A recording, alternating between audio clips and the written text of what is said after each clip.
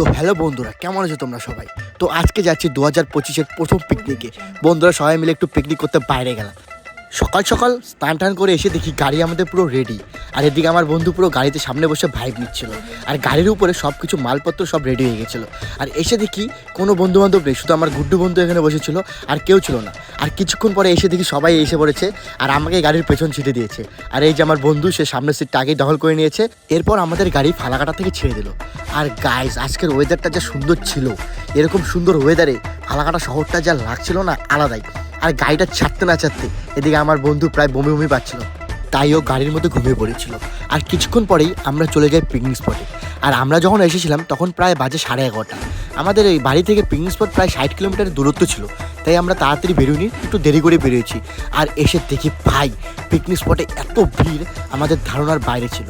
আর সত্যি এত লোক আর এত গাড়ি ঘোড়া, জাস্ট ভাবতেই পারছিলাম না। এরপর আমরা সোজা পাহাড় থেকে সেই সব মালপত্র নিয়ে নামছিলাম নিচে, পিকনিকের যত কিছু ছিল সব কিছু। আর যখন আমরা পাহাড় থেকে নিচে নামলাম, নিচে নেমে দেখি চারিদিকে শুধু মানুষ আর মানুষ। দেখতেই পাচ্ছ কি হারে ভিড় হয়েছে। আর সত্যি বলতে গাইজ, আমাদের উত্তরবঙ্গে যতগুলো পিকনিক স্পট ছিল, প্রতিটা স্পট এবছর খুব ভিড়, খুব ক্রাউড। সত্যি বলতে বিশেষ করে গরুবাথান আর ফাগু, এই দুটো স্পট যা ভিড় ছিল, তাই আমরা চলে এসেছিলাম লাল ঝামেলা। আসার সাথে সাথে আমরা দেরি না করে কাটাকাটি ভাজাভাজি শুরু করে দিয়েছিলাম। এদিকে আমাদের যে সুনন্দা আছে, সে তো জানোই রান্না করতে খুব ভালো এক্সপার্ট, তাই সে আর দেরি না করে সোজা গ্যাস ধরিয়ে দেয় আর মাছ ভাজাগুলো ভেজে নেয়। আর এদিকে আমি যা যা পেঁয়াজ কাটাকাটি থাকে, আলু কাটাকাটি, সব কিছু আমি কাটাকাটি শুরু করে দিয়েছিলাম। আর এদিকে ও দাদা খুব ভালোভাবে মাছগুলো ভাজছিল, দেখতেই পাচ্ছ কি সুন্দর লাগছে। আর এদিকে যত কাটাকাটিগুলো সব আমি নিজে হাতে করছিলাম। আর এই পেঁয়াজগুলো কাটতে কাটতে ভাই আমার চোখ দিয়ে জল বেরিয়ে গেছিলো। আর এইসব করতে করতে দেখি আমাদের সুজনদা প্রায় মাছের ঝোলটা বানিয়ে ফেলছিল। আর আমরা খুব মজা করছিলাম গাইস, খুব মজা করছিলাম। এত সুন্দর একটি জায়গা, আর ওয়েদারটা যা ছিল খুব সুন্দর আর খুব ভালো ফ্রেশ ওয়েদার ছিল। আর পাহাড়গুলো যা লাগছিল দূর থেকে। আর এদিকে মাছের ঝোলটা তো দেখতে জাস্ট আলাদাই লাগছিল, খুব সুন্দর মাছের ঝোলটা দেখতে হয়েছিল। আর খেতেও সত্যি বলছি দারুণ হয়েছিল, দারুণ। তো এরপর আমরা সোজা একটু ঘোরাঘুরি করতে বেরিয়ে পড়লাম সবাই মিলে। চারিদিকটা খুবই সুন্দর ছিল, পাথর আর নদী। আর দূরের ওই মেঘের মাঝখানে পাহাড়গুলো জাস্ট আলাদাই লাগছিল। আর পাহাড়ের মাঝখান দিয়ে যে নদী বয়ে যাচ্ছিল, পাহাড়ের মধ্যে দিয়ে ঘন স্রোতের এই নদী, জাস্ট লাগছিল আলাদাই। এরপর আমরা সেখানে একটু ফটো তুললাম, ঘোরাঘুরি করলাম। আর সত্যি বলতে গাইস, খুব সুন্দর এই ওয়েদারটা। আর এই ওয়েদারের মাঝখান দিয়ে এরকম একটু বন্ধুদের সাথে যদি পিকনিকে না যাই তাহলে কি হবে? আর আমি একটা জিনিস বুঝতে পারছিলাম না, এই জলের মাঝখানে এই দুজন কিভাবে এই নদীর মধ্যে গেল। নদীতে যেমন ছিল স্রোত, তেমন ছিল জল।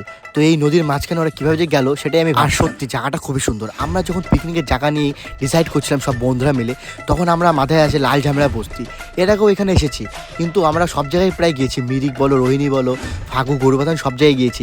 কিন্তু এবার আমাদের মনে হলো চলো লাল ঝামেলা বস্তি থেকে ঘুরে আসি, বেশি দূরও না, তাড়াতাড়ি একটা পিকনিক স্পট যেখানে আমরা খুব মজা করতে পারবো। তাই এত সুন্দর পিকনিক স্পটটা দেশে, আর আজকের ওয়েদারটা আমাদের সাথেই ছিল। আর সেখান থেকে আমরা ঘুরে এসে আমরা সোজা আমাদের মাংসটা চাপিয়ে দিলাম, কারণ কি অনেক দেরি হয়ে গেছিলো, প্রায় 2-2:30 বেজে গেছিলো। এরপর এখানে আমাদের সুজনদা মাংসটা চাপিয়ে দিল, আর আমরা এখানে একটু নাচানাচি করছিলাম ভাই।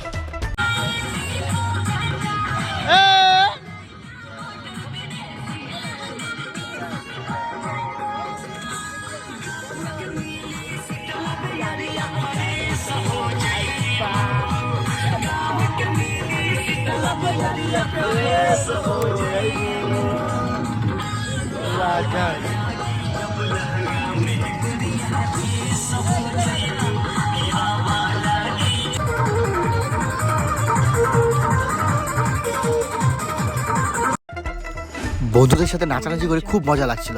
আর নাচতে নাচতে পেয়ে গেছিলো খিদে। আর এদিকে আমাদের সুজনদা সব কিছু রান্না করে ফেলেছিল, ডাল, মাংস, মাছ, সব কিছু।